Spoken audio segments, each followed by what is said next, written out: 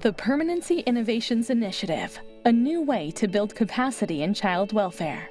Many times systems will say, okay, that grant's over, the next one's coming, let's build something new. The PII approach, the infrastructure on ongoing active implementation and building these teams has now provided us an opportunity to take this next initiative and build on what we've already got. I am a big fan of data-informed decisions now. I really think that all of the great decisions we made with the team and with the project were really about looking at the data and seeing what worked and what didn't, and what was fulfilling the need, and then applying that. I think there's been two significant benefits to the system. The first is to bring additional evidence-based interventions into child welfare and to build capacity for child welfare to have more evidence, and to be able to participate in building that evidence by doing rigorous evaluation. And then the second significant benefit is just learning implementation science and having people use it so it really becomes integrated into their daily practice. In spite of a strong focus on moving children and youth to permanent families more quickly and safely, many of our nation's most vulnerable populations remain in foster care. The Permanency Innovations Initiative, or PII, is a 5-year presidential initiative including 6 grantees in different communities, working to solve unique challenges related to long-term foster care using a common strategy.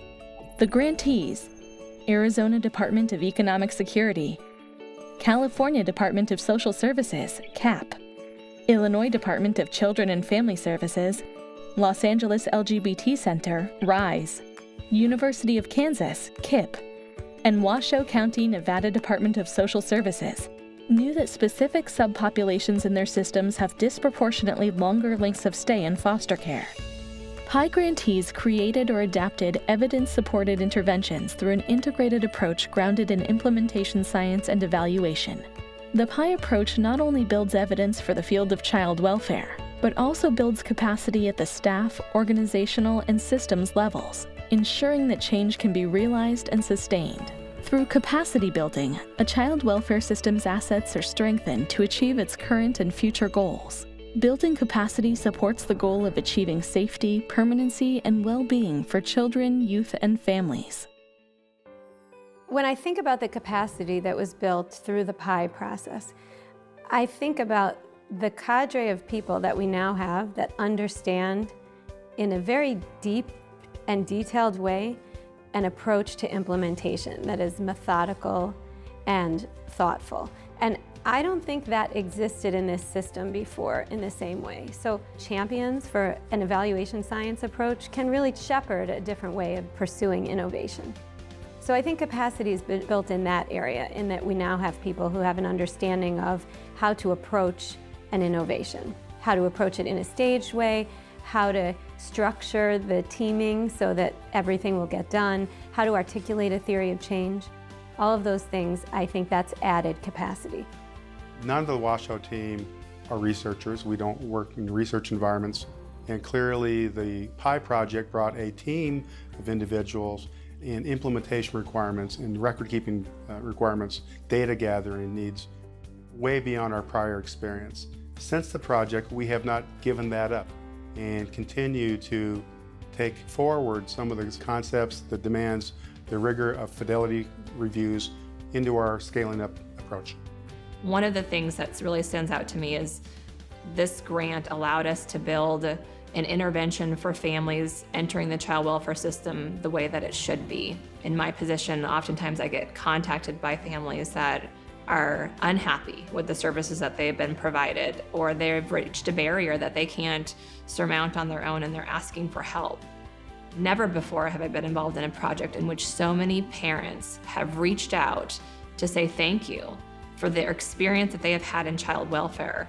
And it's a direct result of building a program that is going to meet families' needs. PII has also contributed to a shift in the way capacity is defined and built. The Children's Bureau is continuously improving its training and technical assistance, adapting to new legislation and research, changes in standards of best practice, and emerging needs in the field of child welfare. PII has fundamentally changed the way we think about capacity building efforts at the Children's Bureau. As part of our technical assistance, we've always focused on increasing the capacity of our grantees to be able to implement services and to change the outcomes of our families and young people that we serve.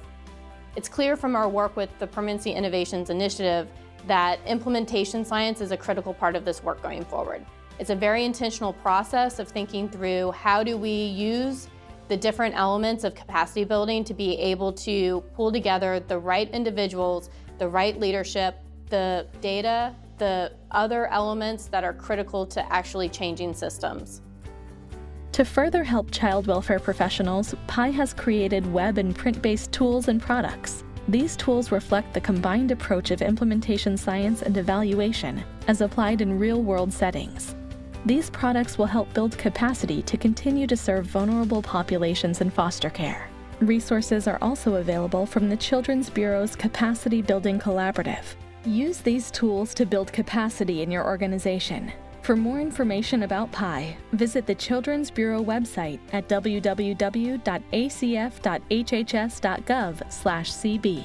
This video was created under JBS International Incorporated, contract number HHSP 2332-0095-638-WC. Funded by the Children's Bureau, Administration for Children and Families, U.S. Department of Health and Human Services. The views expressed in this video do not necessarily reflect the views or policies of the Children's Bureau, the Office of Planning, Research and Evaluation, the Administration for Children and Families, or the U.S. Department of Health and Human Services.